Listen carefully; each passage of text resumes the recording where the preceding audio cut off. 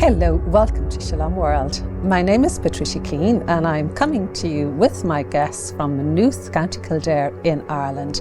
We're here discussing a 12-part series on pornography called The Porn Disaster.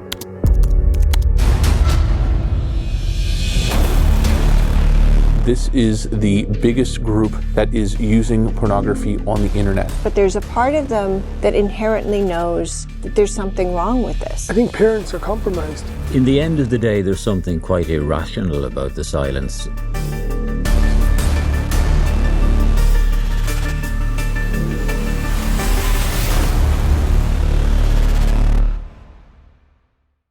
In this week's episode, I'm going to be discussing the problem with children watching pornography. And I will introduce you to my guests. Father Alan Hoffa, priest from the Diocese of Allentown, USA. He has BA in Philosophy and Masters in Divinity. Father Chris Hayden, priest from the Diocese of Ferns, Ireland. Spiritual Director, St. Patrick's Seminary, Maynooth. Dr. Kielty Oberlin. She's from Ireland, doctorate in psychology and master's in counseling, specializing in eating disorder recovery. Gerard O'Donoghue. He is an engineer from Ireland, counseling parents and creating awareness around pornography. In our series this week, I'm looking at the issue of children and pornography. And the question is children being harmed by pornography? Father Alan Hoffa, we've been working in the schools with children over a number of years. And what is it about children having access to pornography? One of the big things we see is, that's very striking to parents and adults in general, is the first common age of exposure for a child to pornography is 8 to 9 years old. One of the things that I'm sure Kielty can speak on later is the fact that the brain of a child can't process all that's happening in that moment. When you look at 12 to 17-year-olds, this is the biggest group that is using pornography on the internet. And when you look at the percentages, and this is not just a male situation, this affects both males and females. When it's 92% of boys and 63% of girls see hardcore pornography by the time that they're 18, its availability is getting into the lives of our children at a very young age, and it continues on that by the time that they're getting to young adulthood, it has been such a part of their life that it becomes normalized, and they may not even be able to see the destructive nature of what's going on in their lives. Father Chris, there is an issue here in this country. It's not the only country where children are watching pornography at a much younger age, and there's a silence around that. You want to come in on the risk of pornography, children watching pornography, and the silence. Yeah, I think some of the silence is rooted in denial, some of it is rooted in a sort of inevitability. I mean, what Father Alan was saying a moment ago, it's not a pretty picture. Mm-hmm. And we can end up thinking, well, look, the genie is out of the bottle and we're closing the stable door after the horse is bolted, or whatever analogy you like, but it sounds like we really are up against it. We need to work hard against this myth of inevitability, and we have very good precedent for trying to do that. If you go back to one very shrewd commentator has described pornography as the new tobacco, and she wasn't making a parallel between porn and tobacco as such. She was saying that the point she was making was that some decades ago, there were cartloads of medical, clinical evidence coming in regarding the harm, the objective harm of smoking. But public opinion was lagging far behind. It was still cool, it was still fashionable. And then gradually, because of a sustained campaign of public awareness, public opinion has caught up. And we know that smoking is harmful. Now, the stuff is rolling in, the clinical, the pastoral facts are there in abundance regarding the harm, the objective, serious harm of pornography, but public opinion is still lagging behind. And we can be optimistic that, just as in the case of tobacco, public opinion will catch up. But how much damage will be done before that happens? So, we need to outgrow certain cultural assumptions. For example, the assumption that restrictions of any kind are unwarranted. We are going to need restrictions in this phase in a phase of the sexual revolution, where it seems to be becoming okay for children's innocence to be comprehensively discarded. We need to start really outgrowing the assumption that there's anything okay about not restricting access, not restricting platforms and so on. So yes, our work is cut out for us, but let's beware of some assumptions. The assumption of inevitability, the cultural assumption that restriction is only and ever a bad thing. And there are other assumptions we could go into, but there are certainly two good ones to start with. I think as you bring up that word assumption, it leads me to talk about the 5 A's that are connected to this issue of pornography.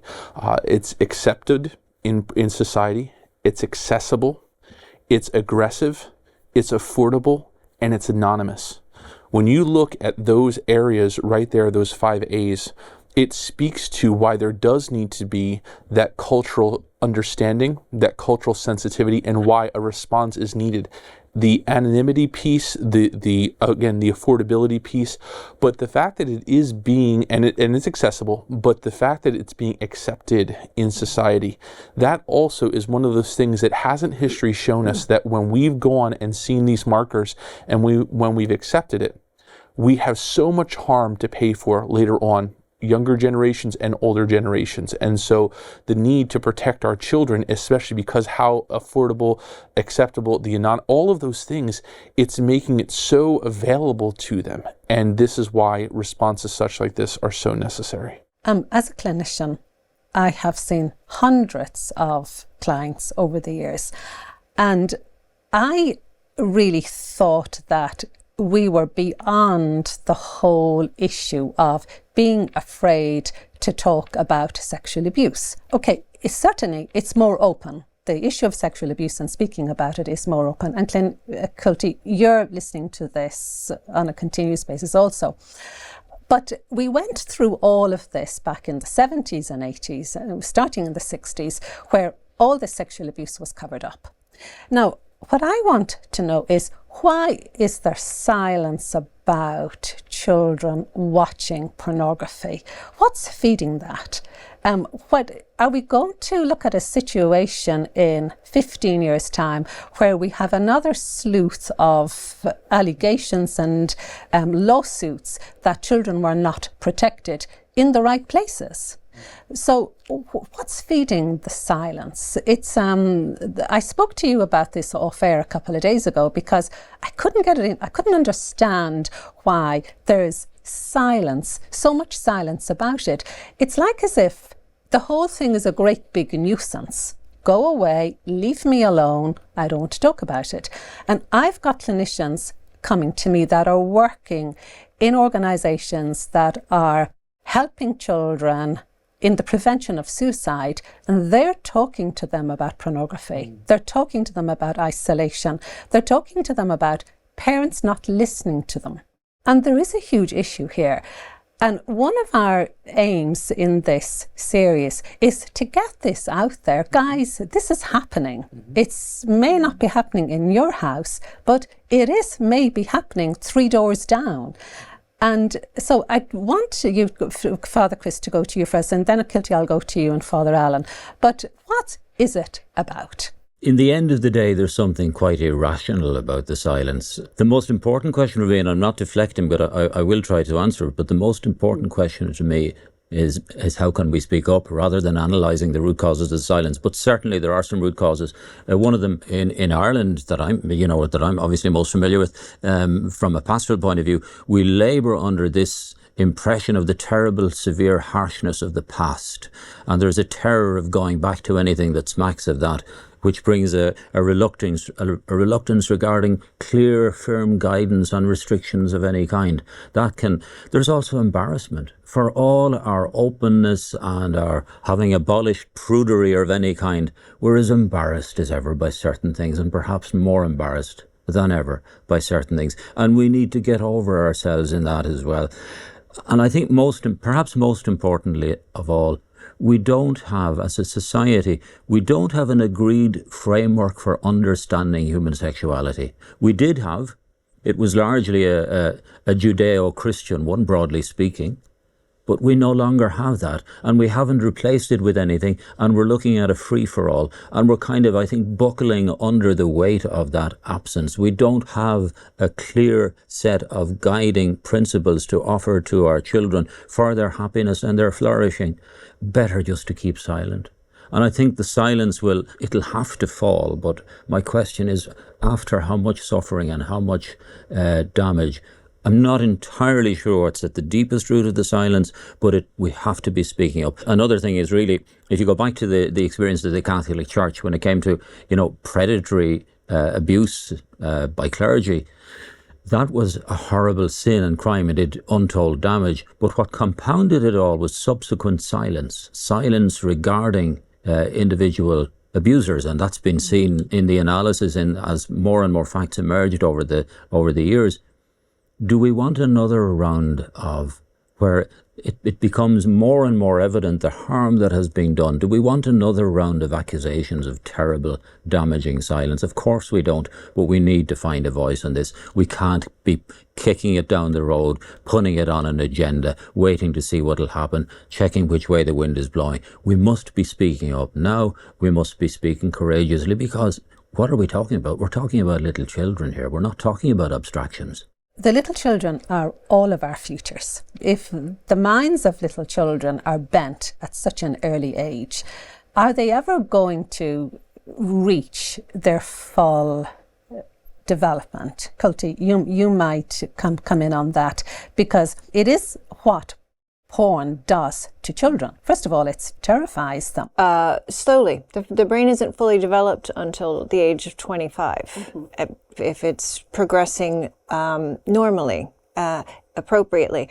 So the child's brain, the prefrontal, and it progresses from back to front, and the prefrontal cortex is where we make moral decisions. It's where our willpower lies. It's where we make, we're able to, to process a lot of information.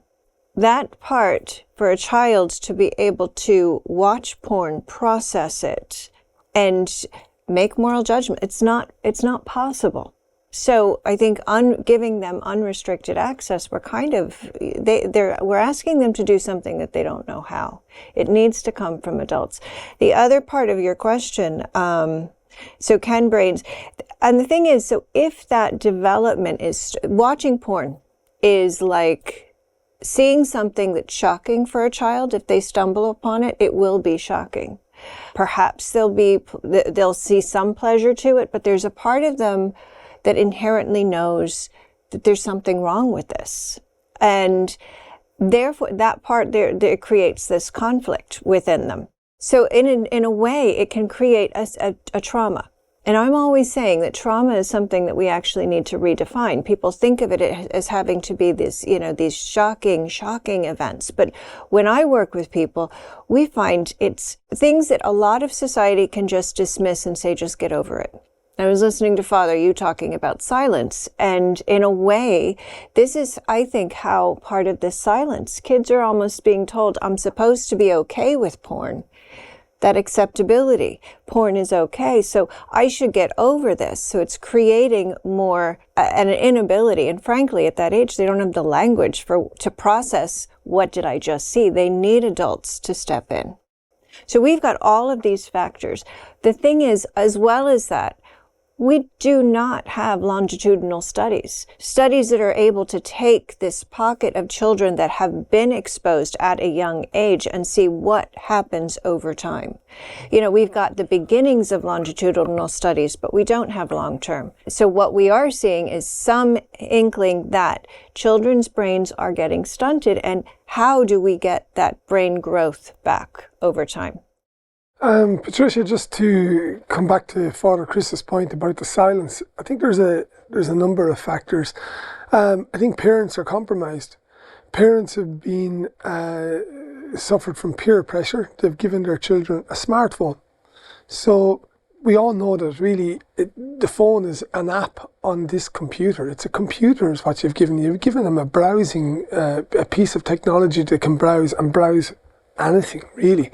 So parents are now culpable, and they know it at the back of my mind. I've given my daughter or son a phone, and yes, they could be looking at porn, but they're nice. My son and daughter, they're nice. They won't do that. I mean, so they are compromised. The other thing too is that we live in a modern age that unless you're an expert, keep quiet. What do you know? You're only a parent. Oh, you're only a priest. You're not an expert in this unless we've got a PhD or we're in counselling services, etc. How do you know you're not an expert? And that goes across not just this topic. The other thing, public meetings. There's, if you take, say, the school setting, there aren't public meetings anymore. It's done on Zoom or whatever, but before you had a forum.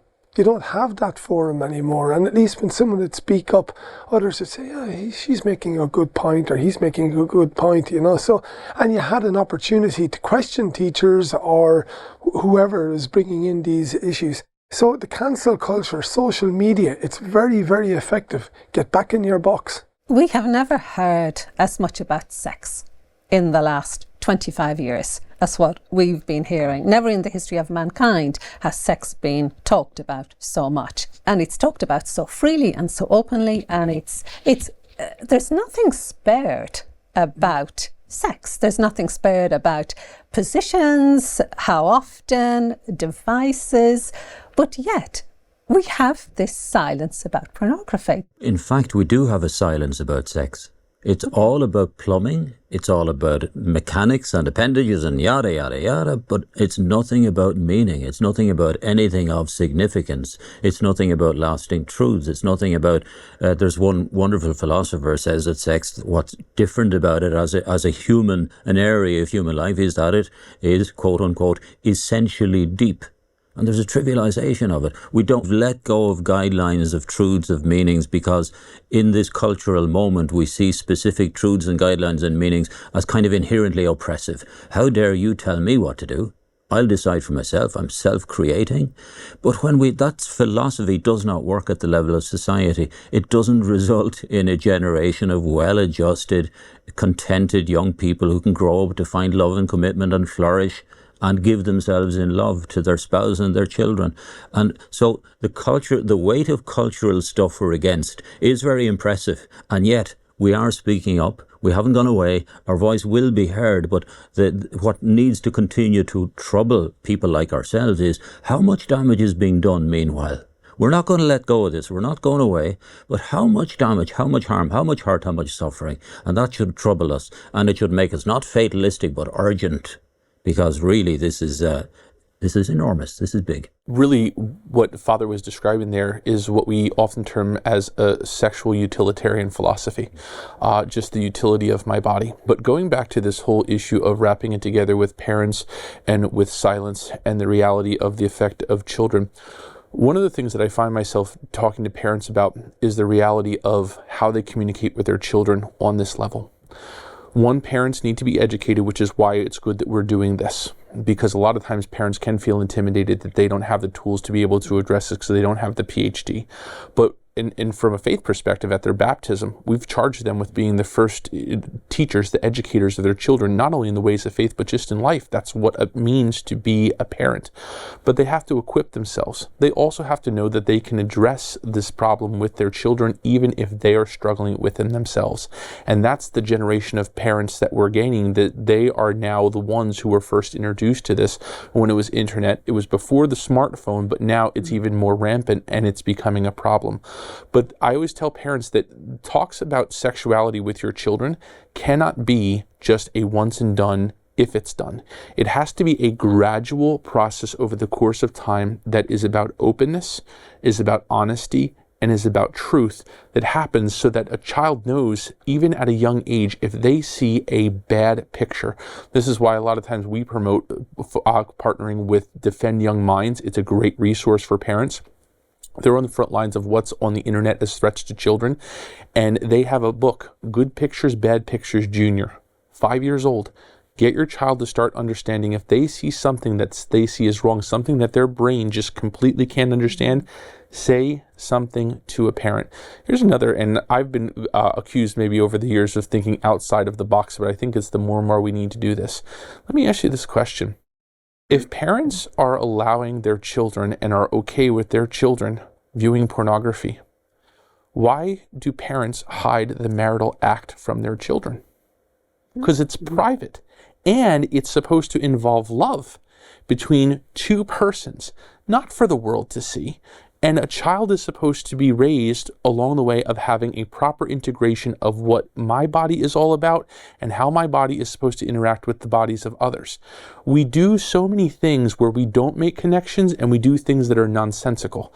And so those nonsensical things need to be stopped, but also the connections that are made, that we're setting our children up for so much trauma in the future. And when people say, how did this happen?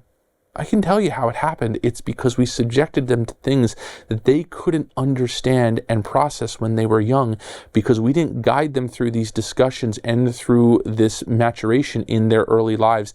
And now, by educating the parents, they have the opportunity to do that. Father Chris, who should be helping parents put together a program for teaching their children? Well, I certainly think the church has a very, very great deal to offer in terms of its pastoral experience. We need clinicians, we need psychologists, we need parents. What we don't need is a kind of an approach to pornography education that seems to be gathering momentum in some areas, that says, okay, it's inevitable that children will see it, so given that inevitability, what will we say to them about it?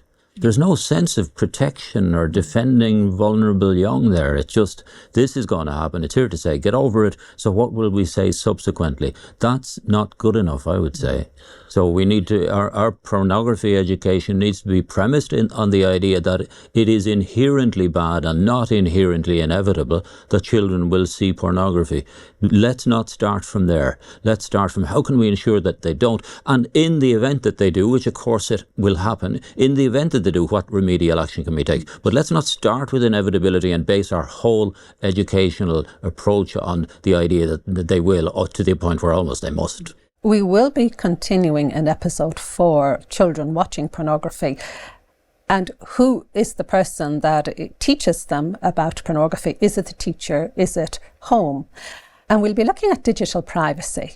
Do children have a right to digital privacy? There seems to be a debate going on about children having a right to digital privacy, that they can watch whatever they want. There's an argument being pushed around that, so we will be exploring that one. So please join us for next episode. And thank you, Father. A prayer at the end, please. There's a lovely prayer of St. Paul for his children in the faith, and I think it's tailor-made for parents who want their children to go strong in faith and in goodness. And it's from the letter to the Ephesians, chapter 3. For this reason I bow my knees before the Father, after whom every family in heaven and on earth is named, that according to the riches of his glory he may grant you to be strengthened with might through his Spirit in your inner self, and that Christ may dwell in your heart through faith. Thank you for watching Shalom World, and we will see you in our next episode.